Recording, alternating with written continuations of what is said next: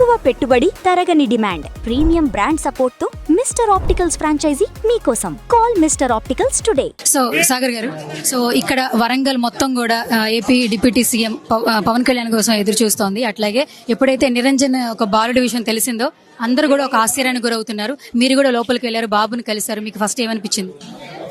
బాబు పవన్ కళ్యాణ్ గారు రాకోసం చాలా సంతోషంగా ఉన్నారు, చాలా ఎగ్జైటింగ్ గా ఉన్నారు. పవన్ కళ్యాణ్ గారి ఫోటో పట్టుకునే ఆయన చూస్తున్నారు.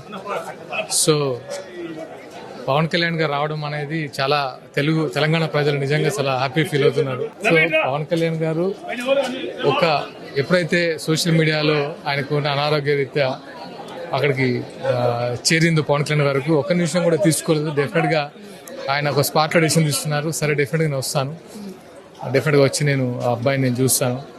సో ఇన్స్టెంట్ గా, అంతేగాని ప్రణాళికాబద్ధంగా కాదు. ఆయన ఎక్కడ, నాట్ ఓన్లీ తెలంగాణ, ఎక్కడ దేశంలో ఎవరికి ఏదైనా సరే కష్టమైనా సరే, వాళ్ళు కోరుకున్నా సరే టక్కున స్పందించి ఒక డెసిషన్ తీసుకుని వస్తున్నారు. అలాగే ఇక్కడ కూడా వస్తున్నారు.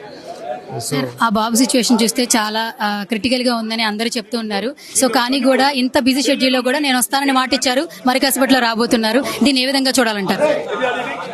అది ఏం లేదండి, అంటే బాబ్ 17 సంవత్సరాల అబ్బాయికి 10 సంవత్సరాల తర్వాత అనారోగ్యం స్టార్ట్ అయింది. సమ్ కిడ్నీ ప్రాబ్లం వచ్చి, హైపోథైరాయిడ్ వచ్చి అబ్బాయి నడవలేని స్థితిలో ఉన్నారు, కనీసం కూర్చోలేని స్థితిలో ఉన్నారు. వాళ్ళ అమ్మ ఒళ్ళో కూడా ఉండలేని సిచ్యువేషన్, ప్రాబ్లం అలా ఉంది. సో దానికోసం ఈ విషయం పవన్ కళ్యాణ్ గారికి తెలిసే ఆయనే స్వయంగా వచ్చి నేను చూస్తానని చెప్పారు.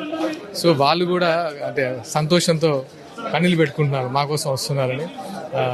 థ్యాంక్స్ టు పవన్ కళ్యాణ్ గారు. అంటే ఎలాంటి ఎక్కడ ఉన్నా సరే ఆయన స్పందించి రావడం అనేది గొప్ప విషయం. Thank you all. బేసిక్ గా సాగర్ గారు అంటే అందరికీ బాగా ఇష్టం, కానీ జనసేన కార్యకర్తగా చాలా సేవా కార్యక్రమాలు చేస్తున్నారు. ఇలాంటి వాటిలో కూడా మీ పార్టిసిపేషన్ ఉంటుంది. ఈ రోజు మీరు ఇక్కడికి రావడం మీకు ఎట్లా అనిపిస్తుంది సాగర్ గారు?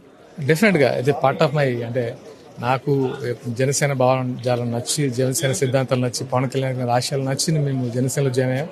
మన ఆశయాలు ముందుకు తీసే క్రమంలో మేము కూడా ఆయనతో ఎంత దూరం వెళ్ళడానికి రెడీగా ఉన్నాం. Thank you. ఎస్, చూస్తున్నారు కదా, ఇదంతా క్రౌడ్ కూడా ఆ బాబు ఇంటి దగ్గర ఉన్నాం అనమాట.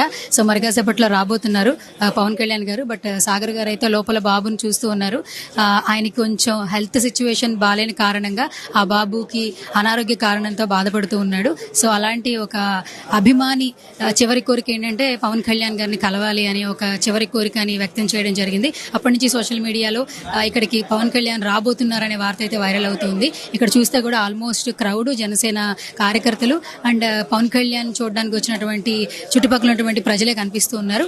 అయితే మొత్తానికి ఆ బాబు కండిషన్ ఏంటనేది మనం కూడా లోపలికి వెళ్ళి తెలుసుకుందాం.